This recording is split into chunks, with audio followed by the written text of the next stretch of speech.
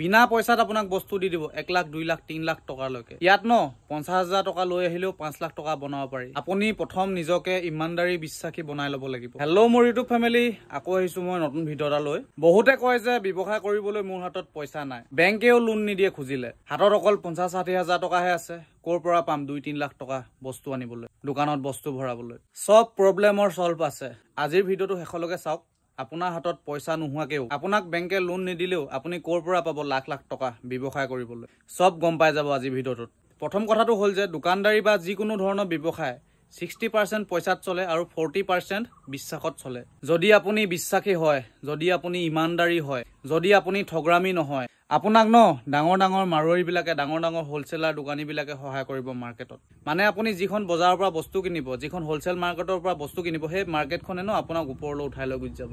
মানুহে কি ভাবে মোৰ ওচৰত পইচা নাই কোৰ পৰা ব্যৱসায় কৰিম মাৰোৱাৰী বেংগলী বিহাৰী মানুহৰ ওচৰত লাখ লাখ টকা আছে সেই কাৰণে তেওঁলোকে ডাঙৰ ডাঙৰ ব্যৱসায় কৰিব পাৰে কিন্তু আসল কথা এইটো নহয় যে আমাৰ ওচৰত 2 লাখ 3 লাখ 5 লাখ টকা নাই কিন্তু আসল কথা এইটো যে আমাৰ হাতত যিমান আছে 50,000 1 লাখ সেই পইচাটো লৈ আমি এতিয়ালৈকে ষ্টাৰ্ট কৰা নাই ব্যৱসায় হয় এটা কথা হয় যে ব্যৱসায় কৰিবলৈ পইচা লাগে কিন্তু আপুনি ব্যৱসায়টো পইচাৰে ডাঙৰ কৰিব পাৰিব জানো যদি আপোনাৰ ব্যৱসায়টোত আপোনাৰ বুদ্ধি লগাব নোৱাৰে প্ৰথমে আপুনি আপোনাৰ হাতত যিমান পইচা আছে 50,000 60,000 1 লাখ হিমানটো পইচা লৈ আপুনি দোকানখন ষ্টাৰ্ট কৰক মাৰ্কেটত যাওক হোলসেল দোকানীৰ লগত চিনাকি হওক কথা পাতক তেওঁলোকৰ পৰা বস্তু কিনক যদি আপুনি আপোনাৰ দোকানখন ভালকৈ চলাই থাকে সেই পুঁজিটোৰ পৰাই যদি আপুনি সপ্তাহত 3-4 দিন বস্তু আনি থাকে হোলসেলাৰ দোকানীৰ পৰা যদি কেতিয়াবা 5-10,000 টকা বেলেন্স থাকিওতে আপুনি যিটো সময়ত দিম বুলি কৈছে সেই সময়টোতকৈ যদি আপুনি এদিন দুদিন আগত পইচাটো ঘূৰাই দিয়ে তেনেকৈ যদি আপুনি নিজৰ দোকানখন 6 মাহ মান চলাই থাকে তাৰ পাছত ন সেই মাৰ্কেটখনত আপোনাৰ লাহে লাহে নাম হ'বলৈ ধৰিব সেই ডাঙৰ ডাঙৰ মাৰোৱাৰী দোকানী বিলাকে হোলসেলাৰ দোকানী বিলাকে আপোনাক সন্মান কৰিবলৈ ধৰিব মাৰোৱাৰী দোকানীয়ে বা যিকোনো হোলসেলাৰ দোকানীয়ে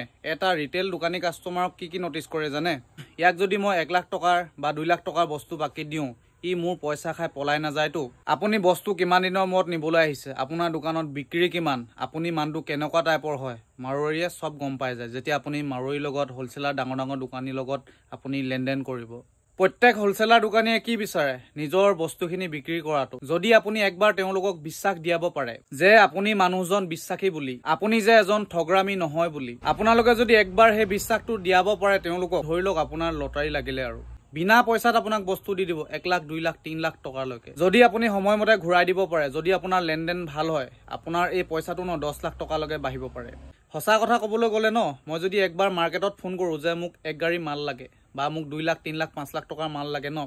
একো প্ৰশ্ন কুৱেশ্যন নকৰাকে মোক বস্তু পঠিয়াই দিব মই ইভাগে মানুহটো কেনেকুৱা হয় নাজানো ভাল বেয়া সেইবিলাক ক'বলৈ নাযাওঁ কিন্তু ব্যৱসায়ৰ ক্ষেত্ৰত মই ইমানদাৰ আছো বুলি ক'ব পাৰিম একদম ক্লিন মোক আজিলৈকে কোনো ক'ব নোৱাৰে যে মই কাৰোবাৰ পইচা খাই থৈছো কিবা কৰি থৈছো বুলি মাৰ্কেটত মানে বেলেগ এটা টাইপৰ সন্মান এটা আছে মোৰ মানে মাৰ্কেটত ইমানেই নাম কমাই থৈছো ন ফোন কৰিলে বস্তু দি দিয়ে পইচা কথাই নাপাতে তেওঁলোকে জানে যে এই ল'ৰাটোক যদি মই ইমান টকাৰ বস্তু দিওঁ সি মোৰ পইচাটো খাই পলাই নাযায় বুলি মোৰ পইচাটো হেৰাই নাযায় বুলি তেওঁলোকে জানে সেই বিশ্বাসটো মানে মোৰ ওপৰত আছে আপুনি যেতিয়া বেংকত পইচা বিচাৰি যায় লোন বিচাৰি যায় তেতিয়া বেংকে কি বিচাৰে মাটিৰ কাগজ পত্ৰ আৰু পকা দোকান আছে নে নাই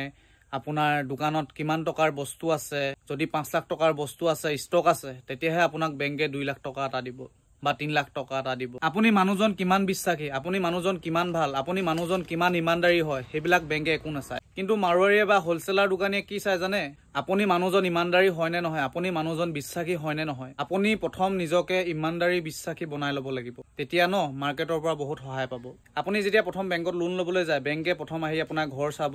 আপোনাৰ দোকান চাব তাৰ পিছত আপোনাক লোন দিব কিন্তু মাৰোৱাৰী আপোনাৰ ঘৰ চৰ চোৱা দোকান চোকান চোৱা সেইবিলাক বাদেই দিয়ক জিন্দগীত আপোনাৰ দোকানলৈ আহি নাপাব তাৰ কাৰণে আপুনি জাষ্ট দুটামান নিয়ম ফলো কৰিব লাগিব নাম্বাৰ 1 হ'ল আপুনি যিখিনি বস্তু ধাৰত আনিছে পইচা নোহোৱাকে সেই ধাৰৰ পইচাটো ন আপুনি সময়ত বা সময়তকৈ এদিন দুদিনৰ আগত পইচাটো ঘূৰাই দিবলৈ চেষ্টা কৰক নাম্বাৰ 2 1 টকালৈকে পইচাৰ হিচাপ ক্লিয়াৰ ৰাখক নাম্বাৰ 3 বেছি অভাৰ স্মাৰ্ট দেখাবলৈ নাযাব এই মই জানো আমুকত আমুকটো ৰেট তামুকটো ৰেট সেইবিলাক মানে অভাৰ স্মাৰ্ট দেখাবলৈ নাযাব নাম্বাৰ 4 এই বেলেগত এটকা সস্তাত পাইছো বুলি আপোনাৰ ইমান দিনৰ সম্পৰ্কটো ভাঙি নেপেলাব সেই দোকানীজনৰ লগত নাম্বাৰ 5 যদি আপোনাৰ কিবা ভুল হৈছে আপুনি আগতে গৈ সৰি কৈ দিয়ক এই মাৰ্কেটখনত যিমানে আপুনি ডাউন টু আৰ্থ হ'ব সিমান দিন আপুনি টিকি থাকিব বস